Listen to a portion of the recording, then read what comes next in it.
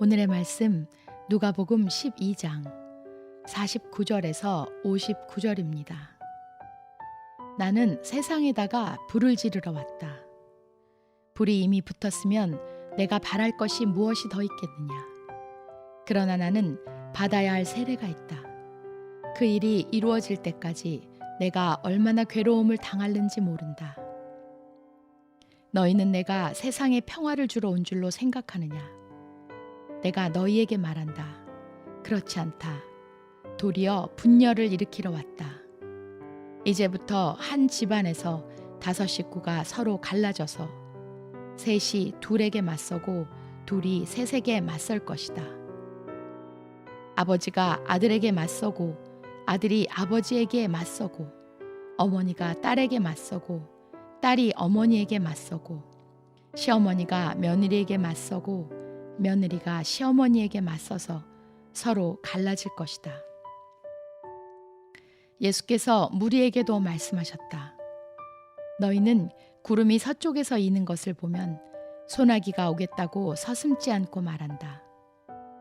그런데 그대로 된다. 또 남풍이 불면 날이 덥겠다고 너희는 말한다. 그런데 그대로 된다.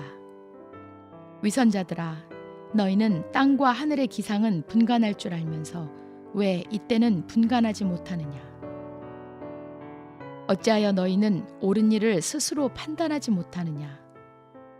너를 고소하는 사람과 함께 관원에게로 가게 되거든 너는 도중에 그에게서 풀려나도록 힘써라. 그렇지 않으면 그가 너를 재판관에게로 끌고 갈 것이고 재판관은 형무소 관리에게 넘겨주고 형무소 관리는 너를 옥에 쳐넣을 것이다. 내가 너희에게 말한다.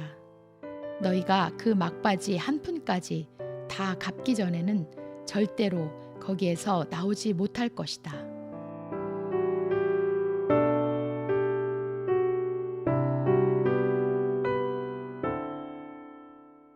예수님의 비유 중에 사람을 무시하는 재판관이라도 간절하게 반복해서 찾아와 억울함을 호소하는 이를 위해서는 이야기를 들어준다라는 말씀이 등장합니다. 그리고 복음서 전체에 자주 재판 혹은 재판관이라는 표현이 등장하기 때문에 우리는 당시 사람들이 매우 일상적으로 재판 자리에 섰던 것으로 생각할 수도 있습니다. 그러나 사실 일반인들에게 재판 그리고 재판관이라는 말은 일반적으로 두려움을 가져오는 말입니다. 특히 고대의 재판이 힘과 권력이 있는 사람의 편에서 진행되었던 것을 기억한다면 더욱 그렇습니다. 예수님이 당신께서 불을 땅에 던지러 오셨으며 화평이 아닌 분쟁을 주기 위해서 오신 것이라고 말씀하셨습니다. 시대를 분별하는 이들과 분별하지 못하는 이들, 예수님을 하나님의 아들로 시인하는 이들과 부정하는 이들 간에 분쟁이 있을 것이라는 말씀입니다. 그러나 예수님은 세상에서의 분쟁을 두려워하지 말고 하나님의 심판대에 서는 것을 더 두려워하라고 말씀하십니다. 그러면서 고발하는 자와 함께 법관 앞에 가는 길에 화해하기를 힘쓰라고 말씀하시며 천국이 가까웠고 하나님의 심판대 앞에 나아갈 때가 가까웠으니 속히 하나님과 화해하라며 하나님과의 관계 회복을 요청하고 계신 것입니다. 앞서 말씀드린 것과 같이 재판장에 서면 무조건 힘이 강한 이가 유리합니다. 지금도 그런 흐름으로부터 완전히 자유롭지 않은데 하물며 고대에는 어떠했겠습니까? 그러므로 을의 입장인 이들은 재판장에 가기 전에 잘못했다고 용서를 빌고 화해를 한 것이 최선입니다. 사실 세상 관점으로 보면 불합리한 힘의 논리이긴 하지만 영적으로 본다면 이것은 굉장히 중요한 원리입니다. 왜냐하면 하나님은 잘못했다고 고백만 하고 용서를 빌기만 하면 더 이상 문제를 삼지 않으시는 분이시기 때문입니다.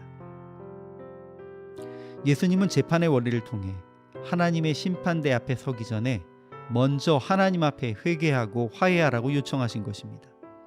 어떤 잘못이 있어도 심지어 과거에 하나님, 예수님을 모른다고 부인한 적이 있어도 진정한 회개로 용서를 구하라는 말씀입니다.